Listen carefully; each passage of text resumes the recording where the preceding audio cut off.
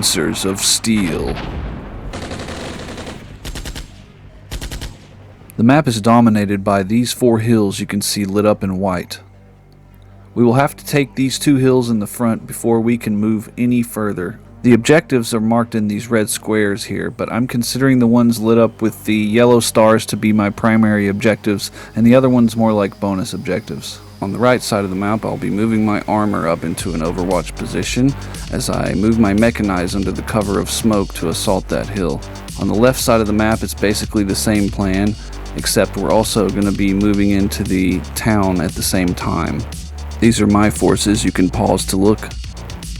The enemy have infantry platoons with tow missiles and ATGMs. A counterattack from the 11th Armored Cavalry Regiment is imminent. Here we're opening up the battle with some nice mortar fire and some smoke from our artillery.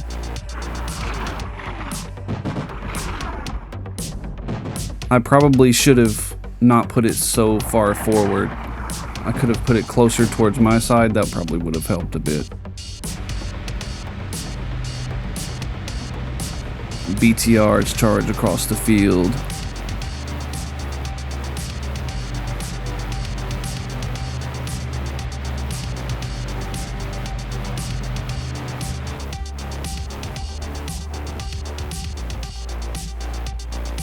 Now I did cut it out, but I let the smoke bloom for a minute before I actually sent the orders across.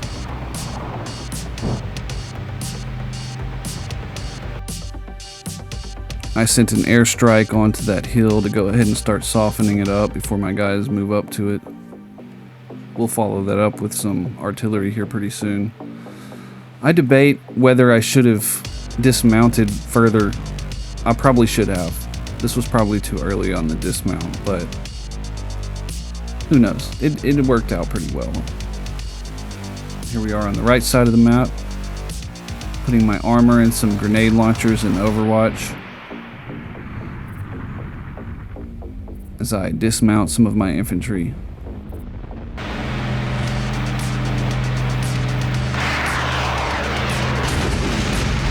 And first blood is drawn by an enemy tow missile.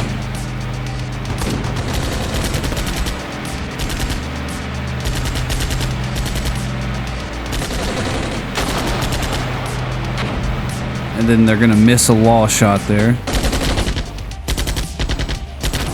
But you know what? Losing 1 BTR for finding and taking out a tow missile, I'll take that trade. Now I realize that there's no enemies on the right side of this hill here, so I go ahead and divert one of my platoons from this company to help in the assault, just so we can get a bit of an L-shaped attack on that town going. And now getting these guys dismounted so they can move up, and we come under fire from an anti-tank team. But as you can see, he opens fire with his law too soon. That's why you want to keep it within like 100 or 150 meters on the hard attack with your infantry. So I go ahead and pull these BTRs back a little bit, kind of make it safer for them.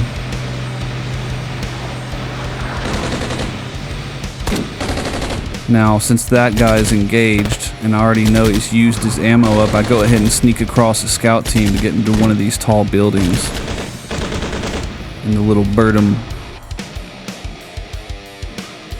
Now the assault on this hill over here on the right side of the map goes underway with a little help from some extra mortar smoke. I'm still not great at timing the assaults with the smoke. It's a very tricky thing to do, and now a tow missile launches from there. And we go ahead and lose a BTR on the other side of the map, the one that I was backing up. Crazy long shot. I'm pretty sure that's who killed him. There's no way for me to know that, but I'm pretty sure. So now I'm moving in my infantry as quickly as I can to try and get some revenge on that tow missile team. Now these guys that I moved up have predictably come under some mortar fire, so I go ahead and move my scout across, and I load those guys back up in their vehicles and back up a little bit and kind of let the enemy waste their mortars. That's a good tactic, to just kind of bait the mortars out and then reload your guys And then here comes some helicopter attacks on that reserve leg infantry I sent across the field, which is kind of what I wanted, but this is not what I wanted. Right here I was like, oh damn, this is a disaster. My anti-air is just sleeping. I guess I didn't have them forward enough, but the BTRs open fire back on him and helicopters run away and they don't get any kills, which is great. They just damage some of them. And then we find some anti-tank teams here on the right side of the map, and that's what we were, you know, hoping to find with our infantry. They do end up losing their BTRs, a couple of them to it, but it's better than losing my one company of tanks to those guys, so I'll take that trade. And here I'm kind of pushing a scout up as far as I can just to kind of see if I can find something. I know counterattacks are imminent. Now my guys are getting closer to the hill, but I'm going to go ahead and keep them stopped for a minute so I can something else gets, yeah, that's when I lose a tank to that tow missile. I'm going to bomb that hill with some more artillery on the left side of the map before I assault it. I want to soften it up real good. Now we're making our assault under cover of artillery on the middle of the map. And my guys come under fire as soon as they dismount.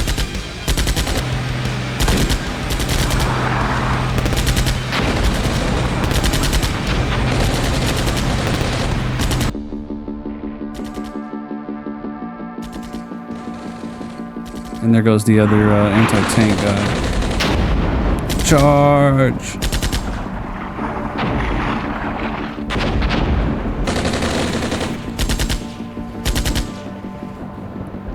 Now we've located some of the enemy's anti-air, so I need to move up a tank to go ahead and take care of them.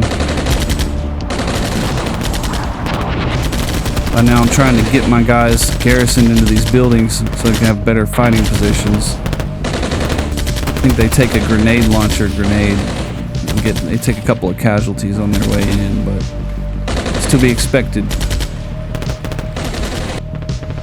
Now we're finally scooting up on this hill on the left side of the map. Not sure what we're gonna find. They should be pretty weak by now though. Now I'm calling in mortars and my guys are getting slammed by mortars, but you have to make the push at some point, you know.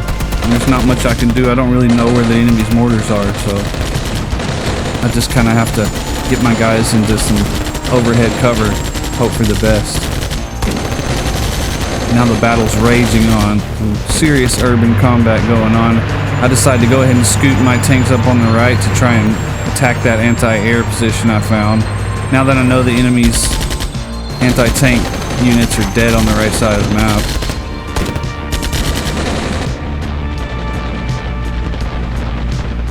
Moving up on this hill, nice and slowly.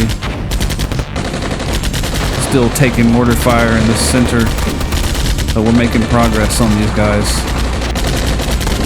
I moved my BTRs back into cover so they wouldn't get hit by RPGs.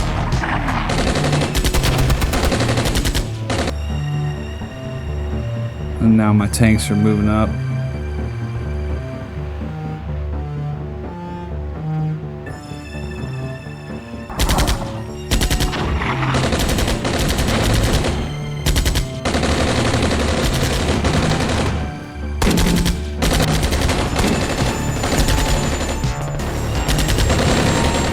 If I had more time, I probably wouldn't have moved an entire platoon up like that to get hit by those mortars, but I'm kind of pressed for time a bit. I got so many objectives I need to take. So normally I would have just moved up just enough to locate the enemies and then taken them out or driven them away with mortars. That way it's less, you know, targets for the enemy mortars at once. Now my tank's going to go ahead and engage those VADs. VADs have no idea where they're at. He's just shooting at the building.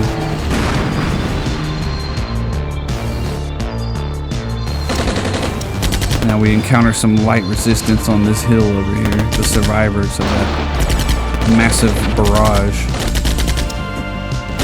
That's something I like to do in this game and in combat mission is go ahead and, you know, don't hold back. Use your support weapons and your artillery.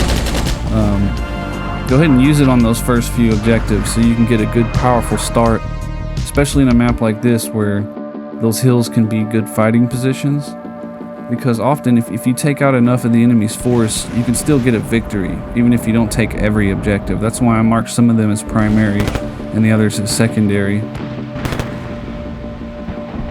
Now we're taking fire some M114. Those things are pretty deadly to a BTR, but in the cover of those hills, you're pretty good. Now the enemy's counterattack is pushing in, but my tanks in Overwatch positions were ready for them.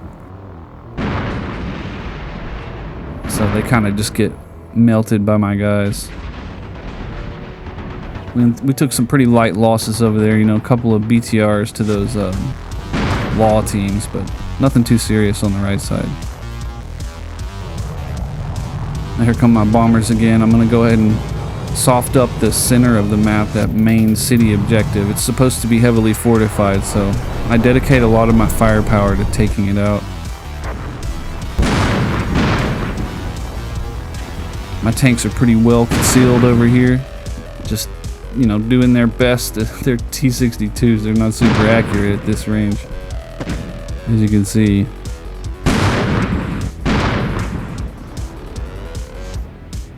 Normally, you know, if I'm playing as the Americans, I like to kind of split my tanks up a bit more and use them to support mechanized and stuff like that. Can't really do that as much with the Soviets because the tanks are weaker in the sense that, you know, they're not as accurate, they're not as well trained, so you need more of them to like achieve the effect. This is a little light tank I sent forward to scout that hill. He's dead.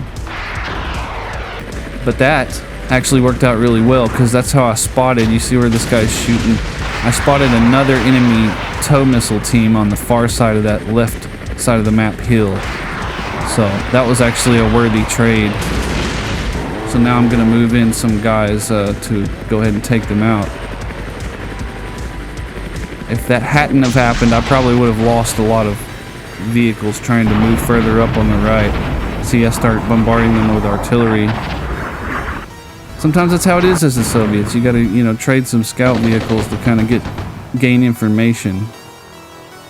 And we're taking fire from, I'm assuming, are Dragon teams in those buildings over there, and I'm trying to get some fire missions on the enemy's counterattack as they've dismounted, which is really good. Now I can use mortars and artillery on them. But of course, as the Soviets, your artillery comes in a lot slower, so I'm not holding my breath on that. Now these grenade launcher guys, surprisingly, I often have a hard time getting them into position, but they were kind of the MVPs on this left side of the map. They get some pretty high value targets. As you can see, they killed some of them Dragon teams, and they're gonna get some more kills. I love to see it. Usually my grenade launcher teams get destroyed long before they get to do anything. Such a cool weapon. I gotta say, I'm biased to the autocannon and any type of grenade launcher, but especially the automatic grenade launchers. That's gotta be some of my favorite weapons.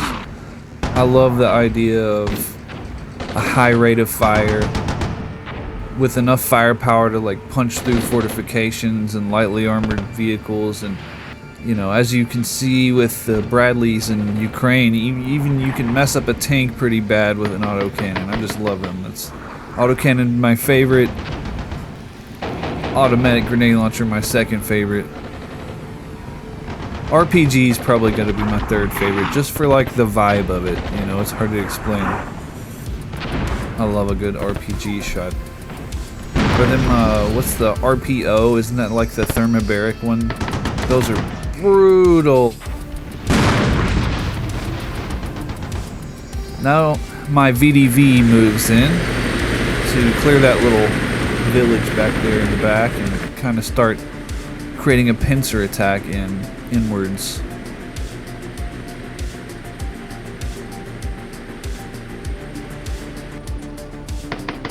More grenade launcher shots. Although that didn't really do any damage, but I'm sure it suppressed the hell out of that guy. Now, if that were the... Since we're talking grenade launchers, yeah, I put a tank in a really good position there. The Americans have that dual purpose warhead. I don't think you would call it a warhead, but you know what I mean, for their grenade launchers, where they absolutely could have penetrated that APC if that's what they were firing. But that's a little bit newer, I think, the HEDP. I'm not totally sure when they came out, but those things are badass. So like when the BTR 80 or something is rolling up on your guys, we've located some of their mortars over there. I'm getting it off on a rant because I love grenade launchers. Yeah! Tow missile guy.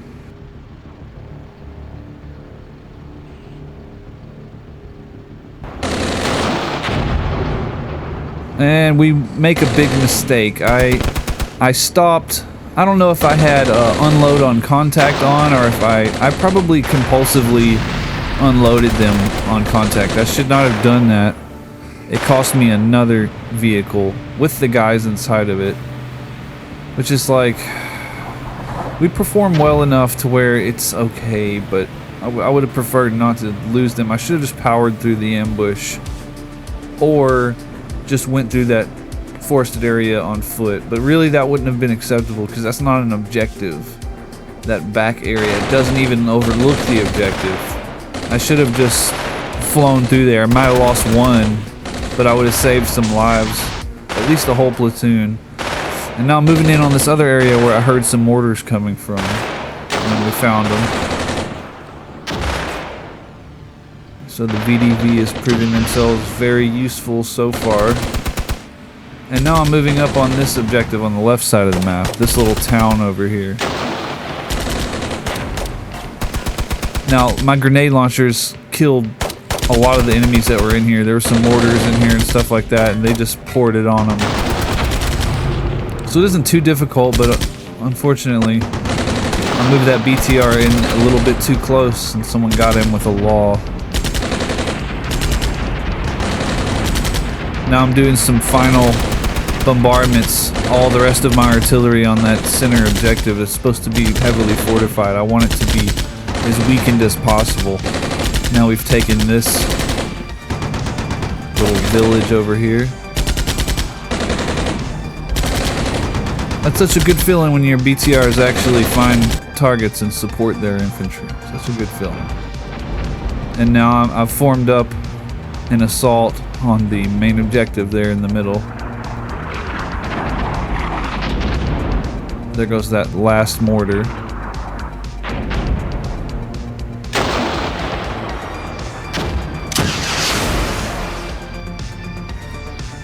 And under cover of some mortar smoke, probably not enough, but that's all I really had left. Better than nothing. This company moves in for their attack, reinforced by some of the survivors from the company that attacked that first objective on the left side of the map. So they're kind of like a combined force, running kind of lowish on time. I just kind of moved them in pretty close. I was also pretty confident that all of that artillery and airstrikes I sent probably did some good, and I think I was right. Not sure if that little bit of smoke helped or not. I'm sure maybe it did. Better than nothing for sure.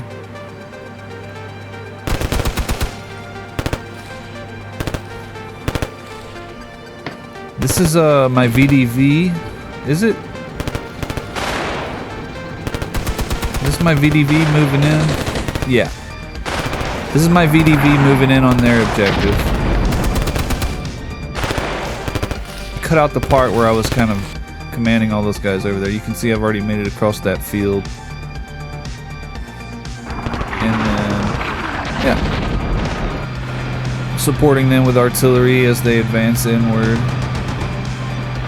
It's mostly just infantry now that we've dealt with those armored cavalry guys and that little counterattack they did. But you know, even just infantry in an urban environment can be hell for your units, so I'm carefully scooting up my VDVs, you know, BMDs to support them as best they can. If this were the BMD-2, it would be much better. It could fire that autocannon into buildings, but this is good enough for what we're doing right now. To can see him firing HE into those buildings.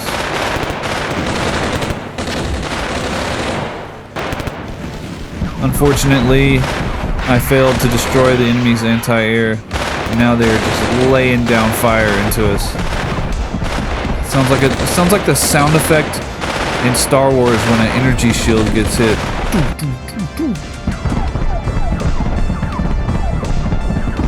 And there we lost a vehicle. At least it didn't have a whole platoon inside of it this time. I'm just like, crap, I'm trying to pop smoke, I'm debating reversing these guys, but they're firing their missiles. So finally I move in a tank. I should have done that a lot sooner. But I got tunnel vision and forgot about those guys.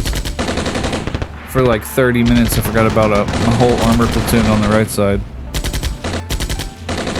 You know, we're facing some pretty light resistance on this center objective considering all the bombardments I put on them. And we're, just like the name of the scenario insists, pincers of steel. We put them in the pincer, and it ended up being really good. So I've got these BTRs over here on that western objective just pouring fire in. It's probably pretty dangerous. Even this tank is lending a hand, considering, you know, friendly fire could be a thing. And end of battle. Major victory. Now this one was a little bit frustrating, trying to get the right timing on the smoke, you know, with my artillery to move in. And I still never got it. I still didn't get it perfect. I still lost vehicles on both sides to tow missiles, but it wasn't like catastrophic. I had enough size of a force. Funnily enough, you get a bigger force in the mission before this one. They take some of your units away, some of your tanks, like a whole tank company they take away from you. But you still get to use your helicopters and you still get bombers, so that's pretty cool. And if you move in with your vehicles too far before the enemy uses up all of his helicopter strikes, that could be really bad. But luckily, their helicopter strikes only hurt some of my reserve infantry that I was kind of sending in almost as like a cannon fodder screen. You can see me moving them in the center there. And then just slightly damaged some BTRs. So that was a really good result on that. We took the hill and put our grenade launcher guys down there on that hill. That was epic. They got plenty of kills. And then the counterattack just got crushed by this little keyhole position tank I had in the middle objective there. My VDV gets caught up for a second. Lose a whole platoon. Just one squad held us up. I should have just powered through that ambush. It worked out though, and now you can see how I kind of deployed my VDV's vehicles up on the hill. But I had to scoot them up a little bit to support the infantry attack. And then I'd get hit by anti-air. And my dudes are over there, clearing the center. So, overall that went pretty damn well, I'd say. I hope you like it. I hope you subscribe.